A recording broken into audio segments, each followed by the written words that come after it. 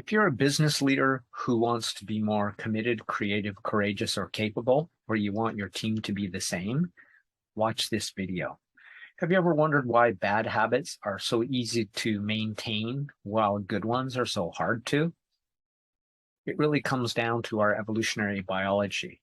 So watch to the end of this video for bonus material on mindsets to transcend your evolutionary default settings, and a recommended video on becoming challenge seeking. While I've successfully maintained a fitness program for about 40 years, it's still not, nor will it ever be, effortless. But that challenge is also the solution. In short, you have and are continually being lied to every time someone offers you the effortless solution, that silver bullet, that magic pill that you've always wanted and everything else never worked, but somehow this time it's going to work. Well, it's just another one of those bullshit lies that people tell you, which is even more so, I think, with the modern internet than it ever has been in history. But it has been the essence of advertising for many years. This solution will solve everything for you. It will be easy, effortless, and your life will be better. But not just better, but transformed. Sorry to tell you this, but that's a lie. The truth is, we are, by evolutionary default, clones. So clones is my own invention. It's just an acronym that describes some of the primary evolutionary traits that all humans carry because they got it from their ancestors who survived long enough to pass down their genes and to us as modern humans. So clones stands for comfort seeking, lazy, overeating, negative, and emotional. And yet none of this is bad news because our defaults aren't destiny. And this week will be all about mindsets and simple techniques to transcend those defaults. If for some reason you feel like it's bad news, just remember that negativity or negative is the N in clone, and we all have it. It's another species-wide tendency, and there's a good reason for it. So we'll go through each of them, though, in order to make it easier to hopefully understand, but certainly easier to remember. So comfort seeking means that our ancestors survived by seeking out warm, dry, safe environments, including sharing body heat, which also led to babies who had babies. So the genes for seeking comfort survive in us all. And one of the things about comfort seeking you have to realize is it's in particular two things. First of all, it encourages reproduction, at least in the body heat sharing part. But also that means avoiding dangerous or physiologically stressful situations and seeking out a place that is warm, dry, and safe from predators so you don't get eaten before you have said babies. The next one is lazy, which is actually, it's true, 100% true, but it's actually just energy conserving. It's an adaptive and important behavior when starvation or a lack of energy was a constant threat to our survival. So you don't have to go back that many centuries even to realize that it wasn't that long ago that a lot of humans didn't know where their next meal may be coming from. So saving energy was important. Unless you're expending that energy to reproduce or get more food or stay safe long enough to reproduce, it probably wasn't a good investment of your energy, so you avoided doing anything that took unnecessary effort. The next one then is overeating. So this is essentially the flip side of conserving energy.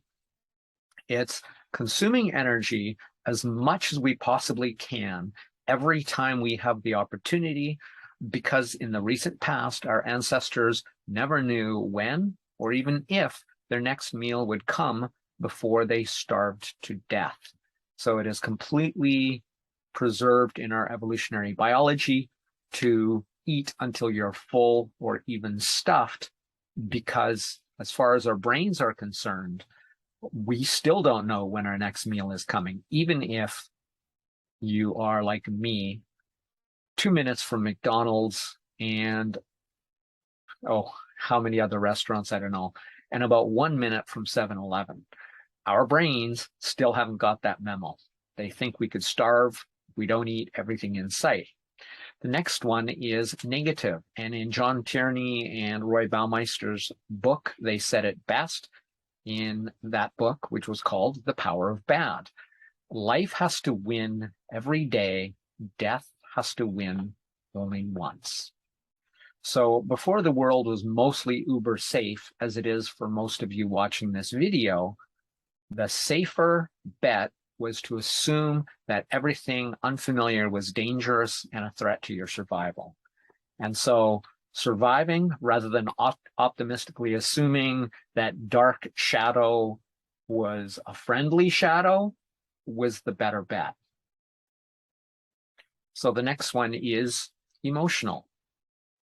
So when that same dark shadow approached, it was likewise better to feel fear and freeze, flee, or fight than have a thoughtful conversation, ponder all philosophical implications of good and evil, while said shadow started to dine on you.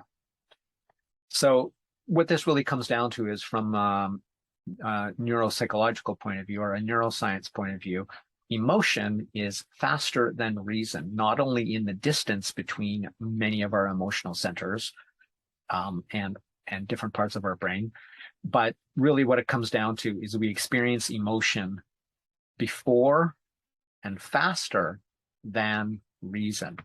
So just ask Nobel Prize laureate Daniel Kahneman. Let me try that again.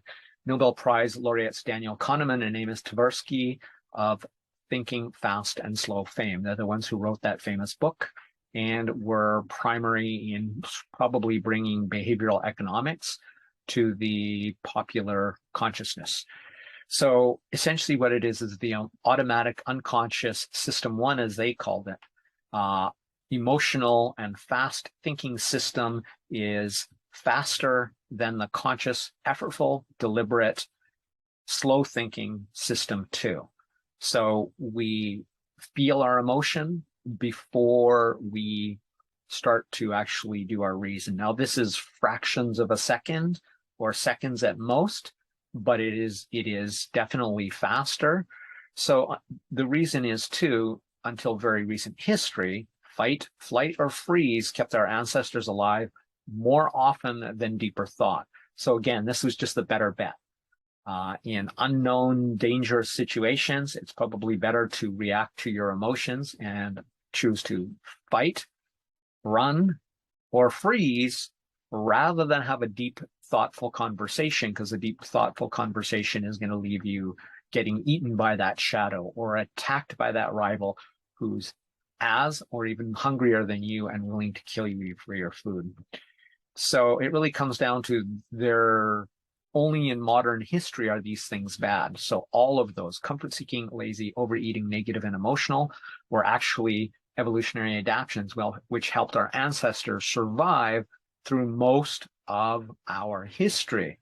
But today, they are now working against us because we live in such a safe and abundant environment. So basically, it was the best. It was best left for when our ancestors were comfortable in safe shelters like our modern housing.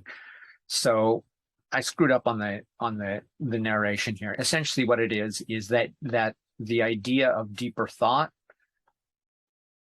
was better left for situations when we were safe, warm, and sheltered from predators and other things. Other than that, when we are out in the rest of the dangerous world, it's probably be better to respond, feel the emotion and respond to that to make our decisions, because it was more often than not the thing that would help us survive long enough to seek comfort and have sex and have babies, which led to us. The deep thinking, optimistic cave people, to put it in those terms, got eaten or killed. long before they had babies. And that's why we have these clone evolutionary defaults. But don't despair. We're all in the same boat, and millions of people over the millennia and modern behavioral neuroscience has found ways to rise above our clonish defaults. And those who do become the most successful people of all times.